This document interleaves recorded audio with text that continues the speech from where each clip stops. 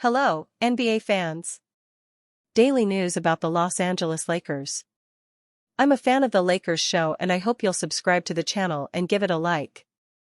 Luka Doncic stated that he really enjoys playing alongside center Daniel Gafford, and this makes sense for the Lakers, because they have already signed DeAndre Ayton, and if they get another deal with the Dallas Mavericks, coach J.J. Redick would have another great center at his disposal in Daniel Gafford. The Los Angeles Lakers still have a center problem and could turn to Luka Doncic's former teammate, Daniel Gafford, to solve it. The 6 feet 10 inches big man was the Mavericks' starting center during their 2024 run to the NBA Finals, but he is comfortable coming off the bench. Acquiring him would ensure the Lakers have a lob threat and rim protector on the floor for all 48 minutes. Lakers should offer this trade package for Daniel Gafford. LA is all in on building around Luka, but they need two pieces. Jackson Hayes should not be in the rotation of a title contender, and the Lakers need a perimeter defensive stopper to round out their roster. This deal may allow them to solve both issues.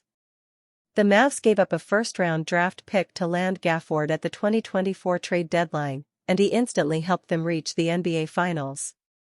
Dallas will want more in return to move him, and the Lakers could certainly get it done. This deal needs a third team because the trade has several moving parts. Here is a closer look at the 5-player swap that would all but guarantee Gafford is wearing purple and gold.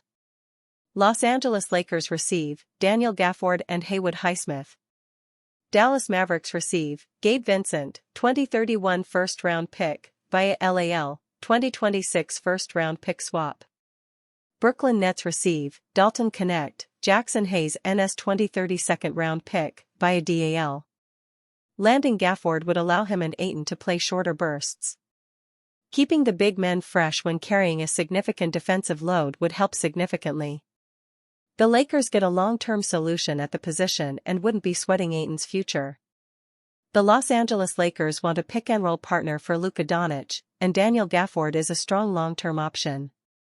The 26-year-old has already proven he can thrive next to the Lakers star, and he's right in the middle of his prime. Los Angeles has limited draft capital to trade, but this is a win-win. The Lakers get the defensive-minded wing they need, plus a trusted center. Rob Pelinka should already be working the phones. The Lakers must make a trade to become serious title contenders. They don't want to waste a year of Luka's prime, so expect an upgrade to come before the February 5th deadline. This deal should get it done for Gafford if that is how the Mavericks want to play it. With Nico Harrison in charge, Dallas is difficult to read, but don't be surprised to see Pelinka fleece him again. Potential pieces of Lakers, Heat talks revealed. The Lakers have spun the tires on trade talks weeks ahead of training camp, revamping their search for two-way wings while coming to grips with what it could cost them. According to Forbes NBA insider Evan Sidery, the Lakers and Heat have reopened trade talks around former champion and All-Star Andrew Wiggins, with forward Dalton Connect once again in the mix. Los Angeles is very open to moving former first-round pick Dalton Connect alongside necessary expiring salary, Sidery posted on X Saturday. Miami wants a future first-round pick attached in the package. This development comes days after a reported shift in the Lakers' strategy, as they are now open to receiving long-term salary to build around Luka Doncic. An athletic three-level scorer who frequently guards opposing stars, Wiggins has returned to the spotlight of Lakers trade rumors months after initial talks went nowhere. With the team's frontcourt needs still glaring and the season inching closer, many Lakers fans and analysts view him as a legitimate upgrade. However, replies to Sindri's report drew skepticism over Miami's asking price. Not getting a first because any one-on-one team trade would have to include Rui, Fred Robledo, a sports editor for the Southern California News Group, wrote in response. No way they get Rui, Connect, filler, and first-rounder for 30-year-old Wiggins who has an extra year's worth of salary. Some Lakers fans appeared comfortable with surrendering their lone tradable first-round pick, while others cautioned against it, believing Heat president Pat Riley is trying to finesse his former franchise. The curious case of Connect. Drafted 17th overall in 2024, Connect has re-emerged in trade rumors months after the rescinded trade that would have sent him to Charlotte. Despite a decent rookie campaign, 9.1 ppg on 37.6% 3 points, his summer league struggles significantly affected his trade value. In 6 games between Sacramento and Las Vegas, Connect averaged 11.7 points and 4.8 rebounds on .321/.237/.643 splits. Lakers insider Jovan Buha soon reported that, according to his sources, Connect was no longer worth a first-round valuation. Did the Lakers sign Connect's replacement? With the Lakers potentially leaning toward moving on from Connect, one question to ponder is who could replace him in the depth chart. Luckily, the team may have inadvertently signed his replacement in the offseason. Jake LaRavia figures to have a decently sized role in the Lakers' rotation as a 3-and-D forward. If Connect heads out the door in favor of Wiggins, those expectations may be expedited on a team with championship aspirations. The 23-year-old combo forward averaged 6.9 points on .475/.423/.678 splits with the Kings last season. In the last couple of years, he quietly improved as a perimeter threat off the catch while making some strides on defense. Inked to a 2-year, $12 million deal with the Lakers, the goal is for him to put it all together into a successful stint in LA. Breakout year for LaRavia? LaRavia holds plenty of promise as a solid rotational wing, but Hoops Hype's Michael Shearer thinks he can go one step further, including him on a list of 7 breakout candidates for next season. Shearer noted that LaRavia is in a prime position to feast alongside Doncic, LeBron James, and Austin Reeves. LaRavia will likely slot in as a high-minutes backup wing who can play anything from the 2 to the 4. That flexibility should help him earn plenty of court time for a Lakers team that's still rather top-heavy. LaRavia shot 42% from deep last season and posted career-best passing, rebounding, and defensive numbers on a per-possession basis. He's usually a hiding spot for an opponent's worst defender, but LaRavia is 6'8". He's capable of bullying if he has a size mismatch, and he's a crafty off-ball mover. Time will tell if Shearer's prediction holds true, but LaRavia certainly has the tools to make a deep impact on the Lakers' wing rotation, a role that's become more defined given Connect's glaring status. Lakers' biggest weakness highlighted by NBA Insider ahead of new season. Los Angeles Lakers basketball is right around the corner as NBA training camp and the preseason are nearing their return. Despite hoping for a massive roster shakeup, the Lakers are fielding a roster similar to last season, which saw them get eliminated in the first round of the playoffs. The organization addressed its most significant need from last season, the center position. DeAndre Ayton was brought in as a high-upside reclamation project after flaming out with the Phoenix Suns and the Portland Trail Blazers. Knicks Mercury vs Los Angeles Sparks game highlights. The team's other notable additions were guard Marcus Smart and wing Jake LaRavia. These 2 players do provide a valuable skill set for the team, but are far from being needle-moving additions. Now that the offseason is coming to a close, the rotation for the Lakers is coming into focus, and ESPN's Kevin Pelton has identified the team's biggest weakness following all the moves. As potent as the Lakers' perimeter trio of Luka Doncic, LeBron James, and Austin Reeves is offensively, it's limited defensively, Pelton wrote in a story for ESPN. Dorian Finney-Smith, now in Houston, served as the Lakers' perimeter stopper after the deadline. They added Marcus Smart, but at this stage of his career, Smart might be better against big opponents than defending the point of attack, Pelton notes. How can the Lakers' defense improve? In order for the Lakers to get stronger defending on the perimeter, the team will need a couple of young players to contribute this season, Bronny James and Adou Thiero. James looked much more confident during Summer League, showing improved confidence on the ball, while defending at an impressive level as well. Thiero, the team's second-round pick, defended well in college and showed an elite motor. While his offensive game is a work in progress, he should be able to crack the rotation and help against specific defensive matchups sooner rather than later. James and Thiero give the defense a higher upside, along with LaRavia and Ayton, unlocking some untapped defensive potential as well.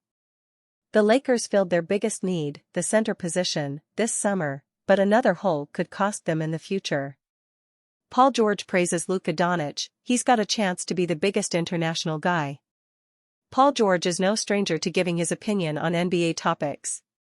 This is especially true with his Podcast P. George recently gave his opinion on Luka Doncic, claiming he has the chance to become the greatest international player of all time. "We're talking about being the biggest international player now," George said. "That's surpassing GOATs, you know what I mean? That's surpassing Dirk, that's surpassing Tony Parker, that's surpassing Hakeem. He's got a chance to be the biggest international guy." Ticks Alex Subers taps Jalen Hurts, Kevin Hart for boardroom. "Surpassing Giannis, in a way. He's got a chance to be one of the best to ever do it. His game is just way older than what he is. He's tough, man. He's a problem. Big fan of Luka. And he talks that sh*t too. He's a child killer. Doncic has certainly proved how great he already is in his 7 seasons. He certainly has a chance to go down as the greatest international player in NBA history. He'll have to win a championship first." Why Luka Doncic's business manager never doubted his mentality during shocking Lakers trade. For the majority of the NBA community, including its most knowledgeable insiders, Luka Doncic's trade to the Los Angeles Lakers was shocking. For Doncic, it was heartbreaking. He was leaving a team he considered family and had to hear a general manager comment on his defensive liabilities. Did that deter him? Not according to the woman who manages him. Lara Beth Seeger, Doncic's business manager, was not afraid of breaking the news of the trade to the Slovenian, who at that point of the season was still looking to carry the team into the playoffs. GM Nico Harrison, however, wanted a defender in the side, which is why he went for a straight Doncic-Anthony Davis swap. Seeger, however, revealed that it wasn't that tough for Doncic to accept that Los Angeles would be his new home. After all, America wasn't his home as a whole. He hailed from Slovenia, a country he left at a very, very young age in hopes of achieving stardom. That he did. In an interview with Sports Business Journal, Seeger was asked how she anticipated Doncic would react to Harrison's decision. "Luka is super strong. Luka is resilient," she replied. "He left home at 13 years old and went to Spain to play basketball, and didn't speak a lick of Spanish. This kid is a survivor and a fighter, and I knew he was going to be okay," Seeger added. Doncic, indeed, has been a superstar for as long as most basketball fans today can remember. He came to Spain, where he conquered the country and Europe with Real Madrid, becoming MVP in the EuroLeague and the Liga ACB at just 19 years old. He was destined for success in the NBA. Right from the get-go, Doncic established himself as one of the best players in the league and became the face of the Dallas Mavericks franchise, even carrying them to a finals appearance in 2024. Between 2018 to 2025, his entire career in Texas, he has averaged 28 points, 8 rebounds, and 8 assists per game. Had Doncic stayed in Dallas longer, which he admittedly would have loved, he might even have surpassed the legacy of Dirk Nowitzki, widely regarded as the greatest Maverick of all time, who spent 21 years with the team. Well, that's just a hypothetical today. He's now at the Lakers, where the storied franchise has worked hard over the summer to present him as its new face. He even signed a 3-year $165 million contract with the Lakers, signaling that he's not looking to shift camps anywhere else in the medium run. LeBron James emphasizes age is just a number. Los Angeles Lakers star LeBron James has almost single-handedly redefined how long an NBA player's prime can last, as he remains one of the best players in the league despite being its oldest player. James is set to appear in a record 23rd regular season during the 2025-26 season, a testament to his heart and commitment to excellence both on and off the floor. While LeBron is impressive on the court so late into his career, it's the work he does off of it that perhaps deserve more praise. After spending a portion of the offseason rehabbing a knee injury he sustained in the 2025 NBA playoffs, James is on track to be a full go once Lakers training camp stars. Until then, though, he has been traveling internationally to countries like China to promote Nike and his upcoming shoe launch. At 40 years old, James is nearing the end of his illustrious career, but he made sure to emphasize that age isn't a factor to him, via CGT and sports scene. Age doesn't matter. Age is just a number. I definitely feel energetic anytime I'm out there on the floor, trying to give everything I got to my teammates and just go out there and win. From an energy standpoint, James looks like he has an abundance of it as he is still considered one of the more physically dominant players in the NBA. His athleticism has waned in recent years, entirely expected given his age and the mileage on his body, but he finds ways to muster up shades of his prime when called upon in key moments. The Lakers star is an excellent role model and example for the next generation of stars, with rising players like Houston Rockets forward Amen Thompson having grown up watching him. Thompson recently even admitted that he hates the Golden State Warriors because of his love for James. Los Angeles is on the outside looking in when it comes to the championship race next season, but a healthy and motivated James could bridge the gap between the Lakers and the projected contenders. LeBron James rules out coaching in his future. Aside from taking care of his body, LeBron James also ensures his mind is fresh for the grind of an 82-game regular season and playoffs. James' basketball IQ is praised league-wide, but the Lakers star ruled out any possibilities of him coaching in the future. Lakers have Mark Cuban to thank for avoiding one of the biggest what-ifs of last 25 years. The Luka Doncic trade never happens for the Los Angeles Lakers with Mark Cuban as owner. Lions NFL game recap for September 14, 2025. The Luka Doncic trade never happens with Mark Cuban still being the majority owner of the Dallas Mavericks. That much is plain and simple. The Los Angeles Lakers will never have to think about living in that reality, but others have given it some thought recently. Sam Quinn, Brad Botkin, and Jasmine Wimbish teamed up for a thorough list featuring 25 of the biggest what-ifs from the last 25 years of the NBA. The Lakers made several appearances throughout. The vetoed Chris Paul trade had its usual appearance. A conversation about the different timeline that could exist if Kobe Bryant answered the calls of Kevin Garnett was also in the mix. However, the most notable of inclusion of recent memory did involve the Doncic blockbuster in 2024-25. Cuban sold majority ownership in the Mavericks in 2023, setting the stage for Rob Pelinka's brilliant coup during this calendar year. Cuban will now tell podcasts repeatedly of his distaste for the move, and the Lakers will continue to enjoy their brand-new superstar. Mark Cuban's regret is the Lakers' biggest victory in recent years. Cuban has not been about discussing how much the trade was not to his liking since it went down. The Mavericks' majority owner was bringing it up as recently as an appearance on the Road Trippin' podcast on Thursday. Cuban said, "I get a text from Nico Harrison, or maybe he called me. I realized he was telling me that this was done. Obviously I was not happy at all. Then I called the owner, Patrick Dumont, and I'm like, what? And he gave me, basically what Nico told him and I was like, this is gonna be a mistake." Naturally, based off those comments, and plenty of others like it, Cuban never allows for that trade if he was still owner. Wimbish even suggested in the write-up referenced above that Harrison would have been fired on the spot for suggesting the trade of their now former Mavericks superstar. If Cuban was still in charge, the Lakers would not have the comfortable future they do with Doncic now at the helm. If that were the case, there would have been no signage at the Eurobasket 2025 tournament that read "Fire Nico" over 7 months after the deal was done. People still haven't forgotten the Luka Doncic trade to the Lakers.